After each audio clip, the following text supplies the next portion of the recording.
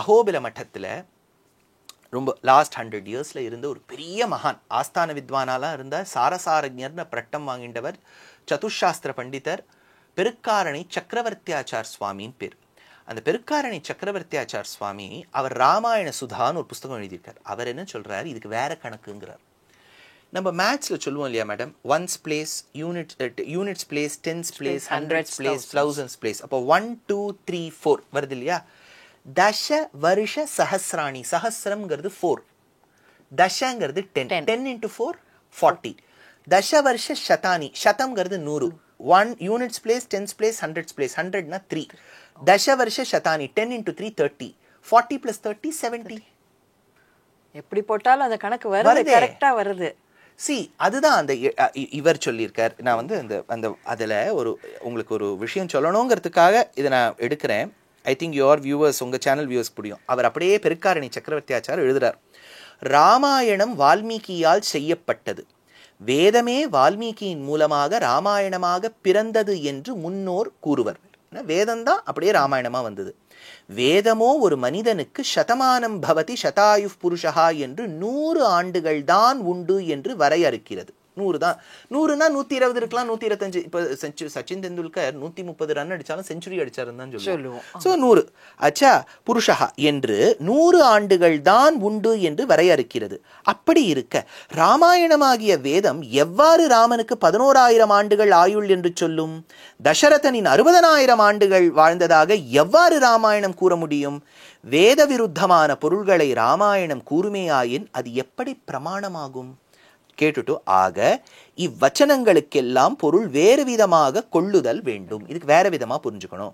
கணக்கில் 1 10 100 1000 10,000 லட்சம் 10 லட்சம் கோடி என்ற ஸ்தானங்கள் உண்டு. யூனிட்ஸ் பிளேஸ் இதெல்லாம் சொல்றேன். தசவர்ஷ சஹஸ்ராணி என்கின்ற விடத்தில் தச என்றால் 10, சஹஸ்ரம் என்பது 1000 என்பது 4வது ஸ்தானம். இனி 10ஐ 4ஆல் பெருக்கவும். அவர் அப்படியே கணக்கு கொடுக்கிறார். 10 into 4 40. தசவர்ஷ சதானி என்கின்ற விடத்தில் இம்மாதிரியே 10 into 3 என்று பெருக்கிக் கொள்ளவும். 30 சேர்த்து போட்டால் 70. Super super. இப்படிதான் இது பாருங்க. இப்போ ஒருத்தர் உடனே என்கிட்ட கேட்டார், அப்போ தசரதர் 60,000 ஆண்டாருன்னா 6 into 10 into 1000, 6 into 2 into 4 48. 48வது. ஏன்னா ராமரை 12 வயசுல இருக்கும்போது தான் விஸ்வாமித்திரர் வந்து கூப்பிடும்போது இவர் சொல்றாரு, நான் 60,000 வருஷம் ஆண்டேன். அப்போ அவருக்கு 48. ராமர் காட்டுக்கு கிளம்பும் போது 61. அதனாலதான் காளிதாசன் சொல்றான், தம் கர்ண மூலமாக ஒரே ஒரு முடி அப்ப நிறைச்சிருந்துதான். இப்ப நீங்க யோசிச்சு பாருங்க, வேதம் 100 வருஷம் தான் இருப்பான்னு மனுஷனா இருந்தா 100 வருஷம் தான் இருப்பான். அப்ப மனுஷனா இருக்கக்கூடியவன் 100 வருஷம் இருக்கும்போது நம்ம சொல்றோம் கிருத்த யுகத்துல வேற, திரேதா யுகத்துல வேறேன்னுட்டா, அப்ப அதுக்கு பிரமாணம் இருக்கணும், ஏதாவது ஒரு ஸ்லோகம் இருக்கணும். இல்லப்பா கிருத்த யுகத்துல எல்லாம் வந்து 50,000 வருஷம் மனுஷன் வாழ்வான், அதுக்கு பிரமாணம் இல்லை. ஒண்ணும். ரெண்டாவது, எந்த வேதம் சதமானம் பவத்தின்னு சொல்லிட்டோ அதே வேதத்தை தான் ராமாயணமும் சொல்றது. இன்ஃபேக்ட் ராமாயணத்துல மேடம் இந்த சுந்தர காண்டத்துல ஹனுமானும் சீதையும் பேசிக்கிறா. சீதைக்கு ஒரே சந்தோஷம். கல்யாணி பத காத்தேயம்னு ஒரு ஸ்லோகம். அப்புறம் அப்ப அவ சொல்றா, ஐயோ எனக்கு எவ்வளவு சந்தோஷம் தெரியுமா, ஒரு மனுஷன் 100 வருஷம் வாழ்ந்தா அப்படின்னு சொல்றா. அப்ப ராமாயண காலத்துல 100 வருஷம் வாழ்ந்திருக்கா. பாகவதமும் 100 வருஷம் தான். ஒரு ஹியூமன் பாடியால 60,000 இயர்ஸ். இப்ப நம்ம எல்லாரும் என்ன சொல்லுவா, சார் அவர் ராமர் சார் இருப்பார். சரிப்பா, ராமர் இருக்கார். கூட இருக்கக்கூடிய பரதன், சத்ருக்னன், அவா வைஃப், ஊர்ல இருக்கக்கூடிய மக்கள்லாமா 11,000. கொஞ்சம் நம்ம புத்திய யூஸ் பண்ணணும். இது வந்து இவர் எடுக்கிறார், சக்கரவர்த்தி திருமகர்ல ராஜாஜி எடுக்கிறார், விவேகானந்தர் தன்னுடைய இதுல எடுக்கிறார், பெருக்காரணி சக்கரவர்த்தியாச்சார் சுவாமி எடுக்கிறார். ஒண்ணுமே இல்லை. ஒரு சின்ன எக்ஸாம்பிள் கொடுக்குறேன். இப்போ மெட்ராஸ் சான்ஸ்கிரிட் காலேஜ் இருக்குல்ல, அங்க one of the best most learned persons that I respect Mani Dravid சாஸ்திரிகள்னு இருக்கார். மகாமகோபாத்தியாயர், நியாயம் மீமாம்சா எல்லாம் படிச்சவர். அவர் ஒரு ஆர்டிக்கல்ல பிரஹ்லாதனுடைய வருஷ கணிப்புன்னு ஒன்று எழுதுறாரு. என்ன அழகு பாருங்க. ஸ்ரீமத் பாகவதத்துல இவன் வரமெல்லாம் வாங்கிட்டு வரான். யார்கிட்ட? பிரம்மா கிட்டேன்னு வாங்கிட்டு வரான். பிரம்மா கிட்டேருந்து வாங்கிட்டு வரும்போது ஒரே மதத்துல இருக்கான். அப்படியே சந்தோஷம். ஏன்னா மரம் வாங்கிட்ட சந்தோஷம். அப்படியே ஆஹா ஓஹோன்னு இருக்கான். அதுக்கு அந்த ஸ்லோகம் என்ன சொல்றது? ஐஸ்வர்ய மத்தஸ்ய திருப்தோஸ்ய சாஸ்திரவர்த்தினஹா காலோ மகான் யதீதாய. நிறைய காலம் இப்படியே கழிச்சான் அப்படின்னு இருக்கு. அதே சமயத்தை பிரஹ்லாதன் பிறந்துட்டான். பிரஹ்லாதன் பிறந்தாச்சு, இன்னும் அப்பா போய் பிள்ளைய பார்க்கல. இப்போ பிள்ளைக்கு என்ன, இப்போ என்ன இவன் நிறைய காலத்தை கழிக்கிறான். காலோ மகானுனா என்னன்னு கேட்டார். அதுக்கு சொல்றார் ஸ்ரீதரியம் என்ன சொல்றார், மகானு காலஹா பாகவதோ இதி தர்ஷனாத் ஏக சப்ததிர் யுகானி, 71 யுகம் இப்படி கழிச்சானோ. அதாவது இவன் ஜாலியா இருந்து 71 யுகம் கழிச்சான். குழந்தைக்கு அப்ப என்ன வயசு இருக்கும்?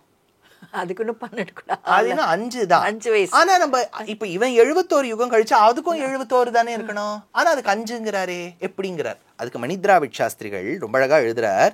என்ன எழுதுறார், இந்த மீமாம்சா சூத்திரத்தை வச்சுண்டு ஒரு யுகம்ங்கிறத ஒரு மாசம்னு வச்சுக்கணும். அப்ப 71 யுகம்ங்கிறது 71 மாசம் divided by 12, 5 years and 11 months. So அந்த குழந்தைக்கு வயசு பஞ்சஹாயனஹான்னு பாகவதம் சொல்றது 5 வயசு வந்துடுத்து. See, நான் என்ன சொல்ல வரேன், நம்ம சனாதன தர்மம் is a very logical civilization. நம்ம பெரியவாள்லாம் அப்படி சயின்டிஃபிக், அவ்வளோ லாஜிக்கல், அவ்வளோ இது. அண்ட் மோரோவர் ராமாயணமோ பாகவதமோ இந்த கிரந்தங்கள் எல்லாமே நமக்கு பக்தியை வளர்க்க வந்தது. இது ஒன்றும் இந்த வருஷத்தெல்லாம் டிஸ்கஸ் பண்ணவே வரல. ஆனால் யாதிருச்சிகமாக இவாள்லாம் ஒரு நம்பர் கொடுக்கும்போது நம்ம எப்படி அதை வேதத்துக்கு உட்பட்டு புரிஞ்சுக்கணும், நம்ம ரிசர்ச் பண்ணணும். 11,000 வருஷம், ஆமாம் சுவாமி 11,000 வருஷம் வாழ்ந்தார். ஏன் சுவாமி, அவர் வாழ்ந்துட்டு போற அவர் பகவான். கூட இருக்கக்கூடிய அயோத்தியாவில் இருக்கக்கூடிய பிச்சுமணி ராஜாமணிலாம் 11,000 வருஷம் இருக்கே அப்படின்னா நம்ம என்ன சொல்லுவோம்? அப்போ வந்து அந்த குழந்தைகிட்ட இதை பார் 11,000 வருஷம் அப்படியே ஒத்துக்கோ, அப்போ 11,000 வருஷம் இப்படிதான் வாழ்ந்துக்கோ. குழந்தைய இந்த காலத்து குழந்தைகள் கிட்ட நீங்க அதட்டி உருட்டி மிரட்டி தலையில 2 அடி போட்டு ஒரு காரியமும் நடக்காது. சரி, நான் இந்த காலத்து குழந்தைகளுக்குன்னே நான் சொல்ல வரல.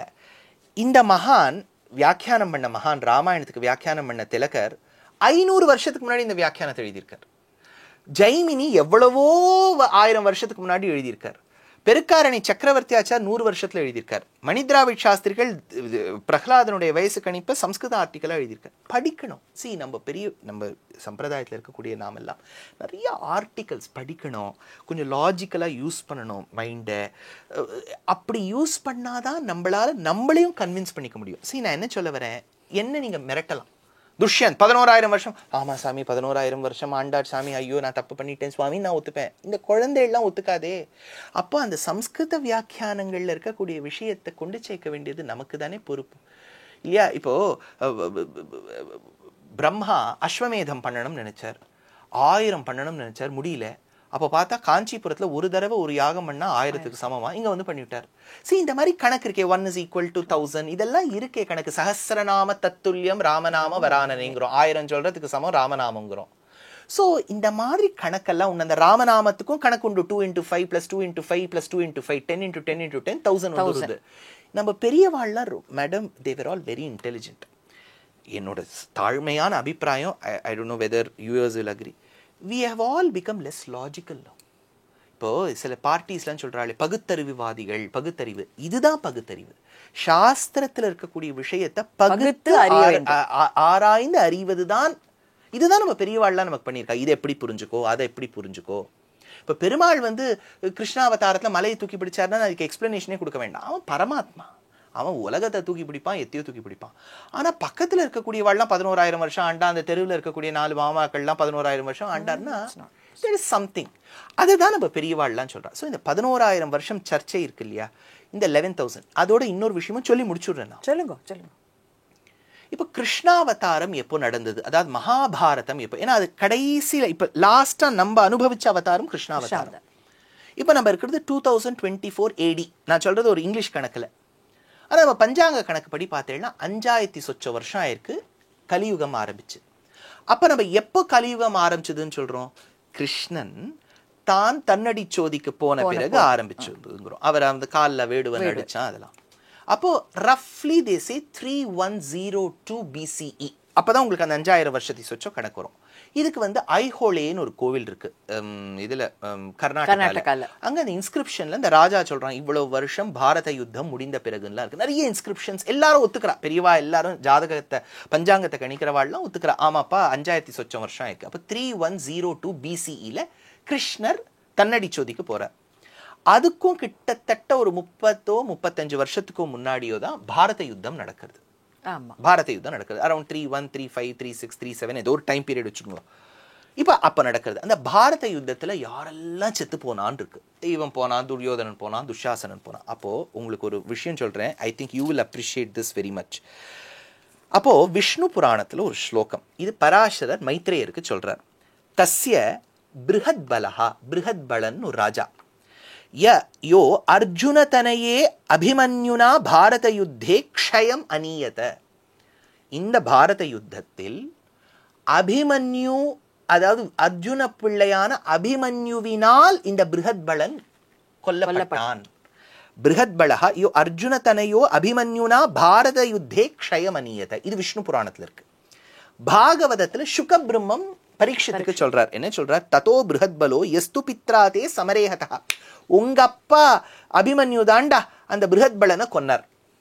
சரி, மத்ஸ்ய புராணத்தில் அவனுக்கு பிருஹத் பலனுக்கு இன்னொரு பேர் ஸ்ருதாயு, ஸ்ருதாயு போயிட்டான் இருக்கு. மகாபாரதத்தில் காந்தாரியா அழறா, ஐயோ கோசலாதிபதியா இருக்கக்கூடிய இந்த பிருஹத் பலனை அபிமன்யு கொன்னுட்டானே அப்படின்னு அழறா.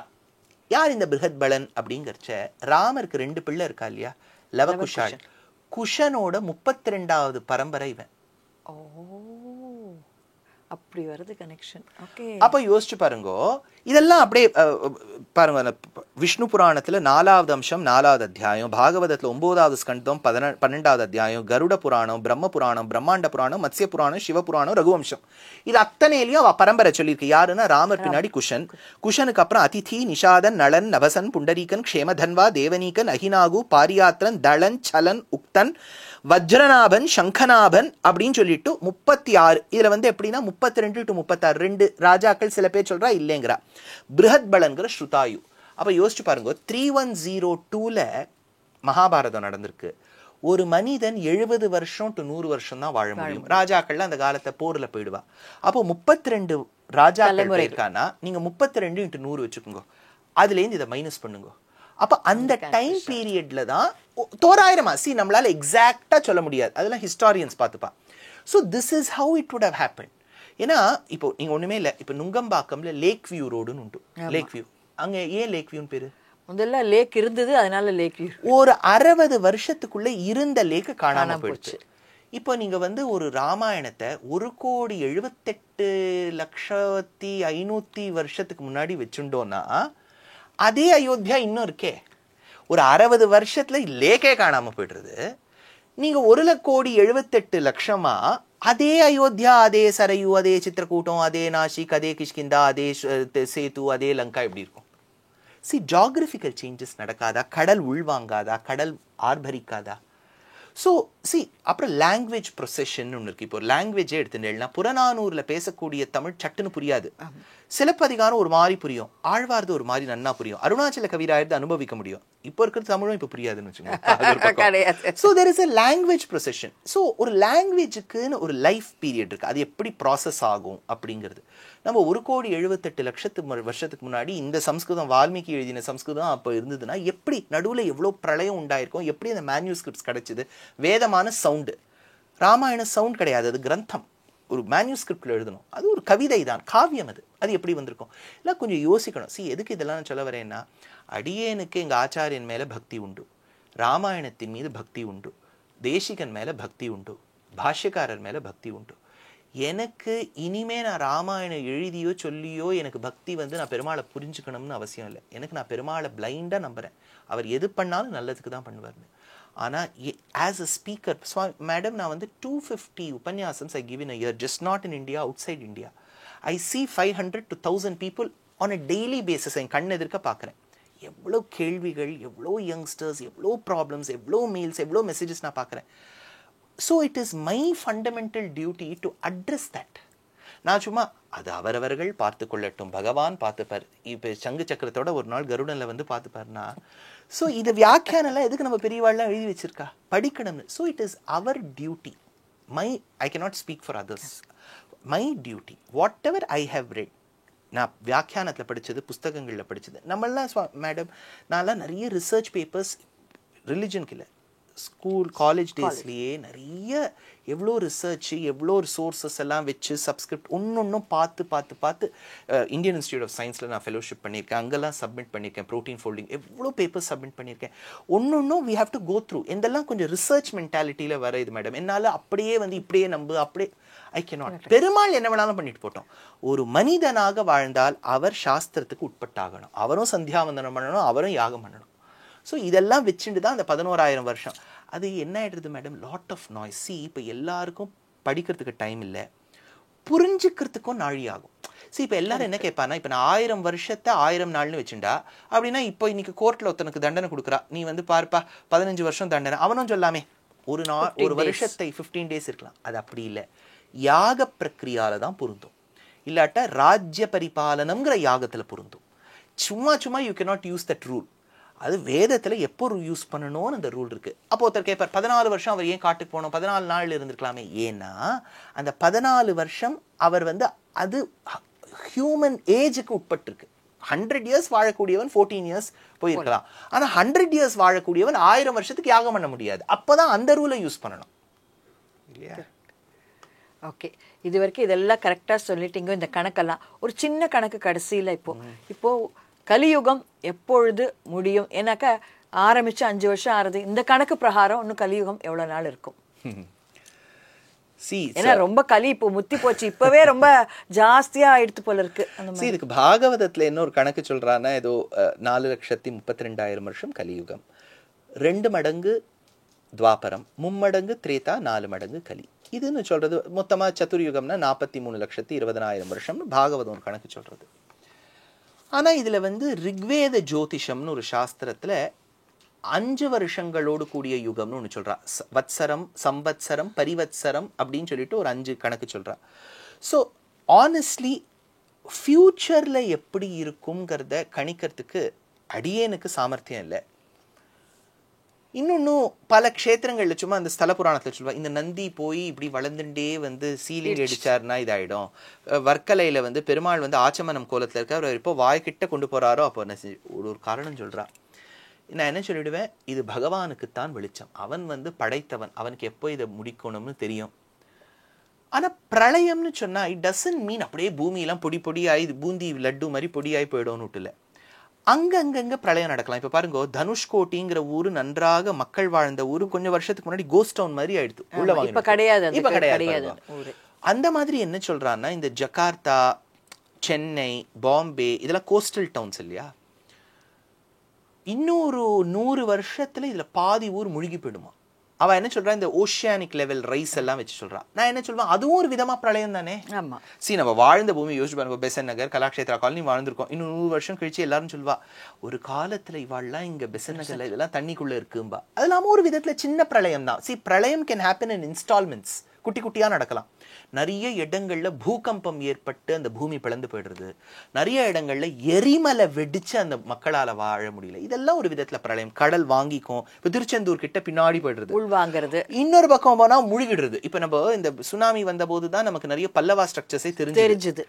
So it can happen in various ways. It doesn't have to happen at one go. ஆனா அடியேனுடைய அபிப்பிராயம் என்னன்னா, அது அவர் கல்கி அவதாரம் எடுக்க போறாரோ, எடுத்துட்டாரோ, இனிமேதான் எடுக்க போறாரோ, அவர் வந்து இது பேர் என்ன, குதிரையில வரட்டும், பென்ஸ்ல வரட்டும், ஏதோ ஒண்ணுல வரட்டும், நம்ம அது வரைக்கும் எந்த அளவுக்கு ராமாயணத்தையோ பாகவதத்தையோ படிச்சு அனுபவிக்க முடியும்னு பார்க்கணும். அது இருக்கிற வரைக்கும் ராமநாமம் தான் நமக்கு துணை. அந்த ராமாயணத்தை படிப்போம், அந்த பாகவதத்தை ஸ்ரவணிப்போம். அது இருந்துடுச்சுன்னா ரொம்ப க்ஷேமம். இது வரைக்கும் நம்மளுடைய கேள்விகளுக்கு தெளிவாகவும் நல்லா புரிஞ்சுக்கிற மாதிரியும் ரொம்ப அழகா எடுத்து சொன்ன திரு துஷ்யந்த் ஸ்ரீதர் அவர்களுக்கு நமது மனமார்ந்த நன்றிகள். நமஸ்காரம். நமஸ்காரம்.